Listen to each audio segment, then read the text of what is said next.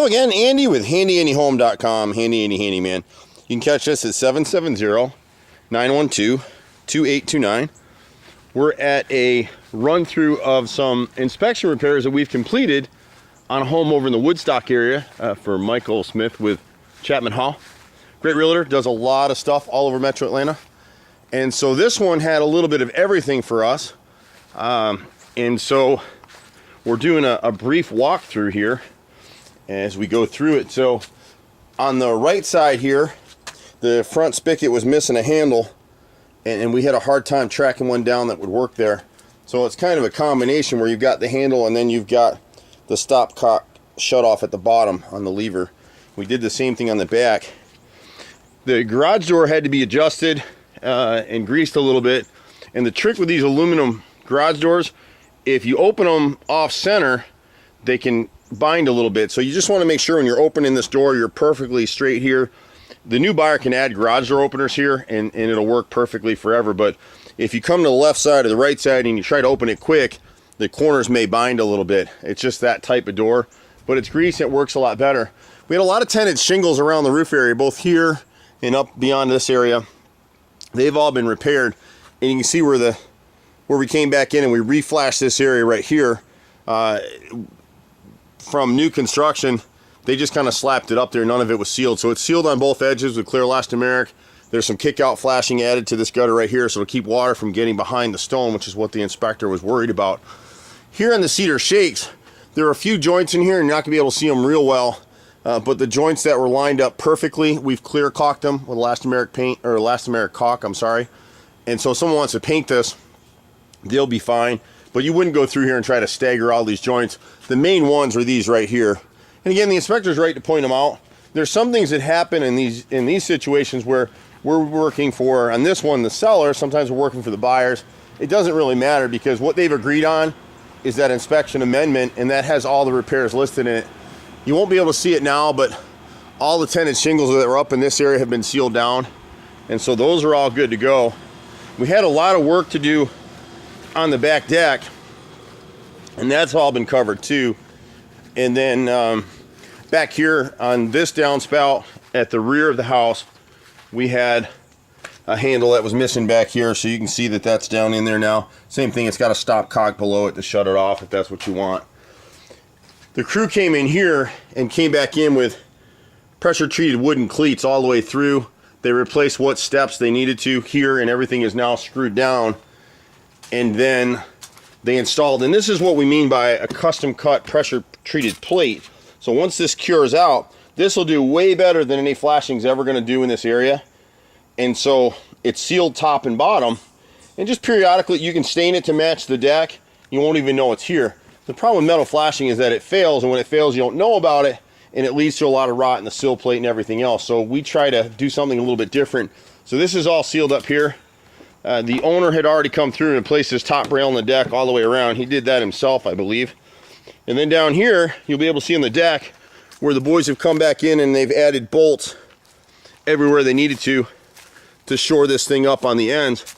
This seller had actually had another contractor rebuild this deck and add to it, and they just used nails instead of bolts. And so we've done that.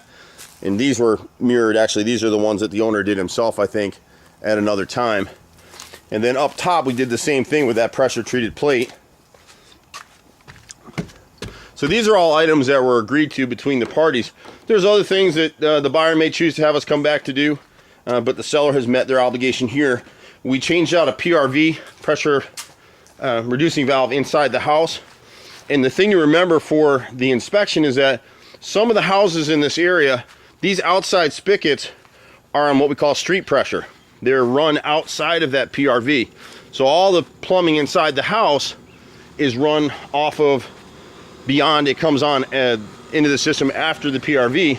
But both of these outside spigots are going to show a much higher pressure. They're going to show probably 110, 120, whatever street pressure is from the county, because that's how they built it, and there's no real way to do anything about that. It's kind of common in this area. You'll see it pop up a lot. And then the one that's been a stinker for us has been these gas logs in the living room. And so you see the homeowners, God bless them, are in the process of moving now. So you see the box here. We've actually rebuilt these things. And so this is the old materials. And what was on the inspection report was that the inspector, the igniter for the pilot light wasn't working. And so we pulled it all apart, we fixed it, we got it working, but then the log set didn't work. And so what this owner opted to do was just go ahead and replace it with a brand new set. So you can see it's all set up here. You can move the logs around as you want to. They'll have a little bit of a smell on them for about the first 3 hours of burning them. And then once you have that, it's just the factory finish. And once you burn it past 3 hours on high, which is what it's on right now, it'll be fine. Now, just leaving it on the pilot light, if you're not going to use these things, if you're not using your gas logs, you can go ahead and turn them off, because with the pilot light burns a pretty good chunk of gas. And these are not, it's a great way to heat your room. If you lose power, it's great to have these things because they're not hooked to electricity. And so your furnace won't work, but these fireplace logs will, and that's why a lot of people have them in Georgia, in the Atlanta area. So this one's a little bit different than what the homeowner had here before. So this is a battery operated igniter. You see that button on the left hand side. All you got to do is push that in to spark it. And so one of the other things that was on the report was to seal where the gas line came into the furnace. So we went ahead and did that. And then I don't know how well this is going to show up here for you.